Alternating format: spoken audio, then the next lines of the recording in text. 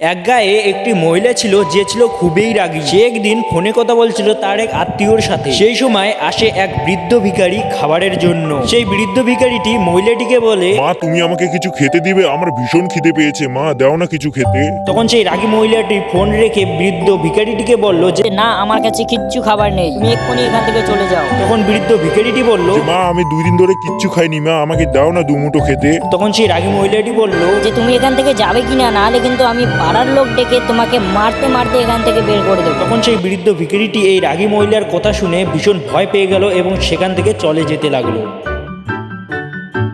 বৃদ্ধ ভিখারিটি খাবারের টানে চলে এলো এক গভীর জঙ্গলে। সেখানে দেখতে পেল একটি কুয়োর ধারে ছোট্ট ছেলে অজ্ঞান হয়ে পড়ে আছে। তখন বৃদ্ধ ভিখারিটি ছেলেটিকে ডেকে বলল, কে তুমি এত রাতে রাস্তার ধারে এভাবে অজ্ঞান হয়ে পড়ে আছো? ছেলেটিকে অনেকবার ডাকানোর পর ছেলেটির জ্ঞান ফিরল। জ্ঞান ফেরার পর ছেলেটি বলল, আমার নাম রাজু, আমি স্কুল থেকে আসার সময় এই ঘন জঙ্গলের মধ্যে পথ হারিয়ে ফেলি এবং ভীষণ ভয় পেয়ে অজ্ঞান হয়ে পড়ে যাই। এসব বলতে বলতে রাজু কাঁদতে লাগলো এবং তখনই সেই বৃদ্ধ ভিখারিটি তার কাছে যেতে লাগলো এবং তাকে বলল, যে আমি তোমাকে তোমার বাড়ি নিয়ে যাব, তুমি কিচ্ছু চিন্তা করো না। তখন বৃদ্ধ ভিখারিটি আর রাজু তাদের বাড়ির দিকে রওনা দিতে লাগলো। আর রাজুও মনে মনে ভীষণ ভয় পেতে লাগলো।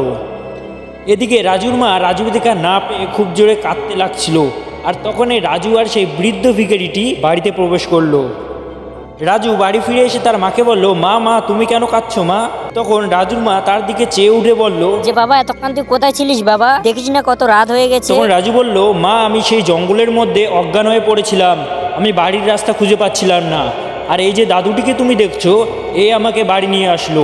তখন রাজুর মা বৃদ্ধ ভিখারিটিকে বলল, আপনাকে অশেষ অশেষ ধন্যবাদ, আপনি আমার ছেলেকে বাড়ি নিয়ে আসছেন, তার জন্য অনেক অনেক ধন্যবাদ। আর আমি আপনাকে খাবার না দিয়ে বাড়ি থেকে বের করে দিয়েছিলাম, তার জন্য আমি আপনার কাছে ক্ষমা চাইছি। তখন সেই বৃদ্ধ ভিখারিটি প্রাণ ভরে ভাত খেলো।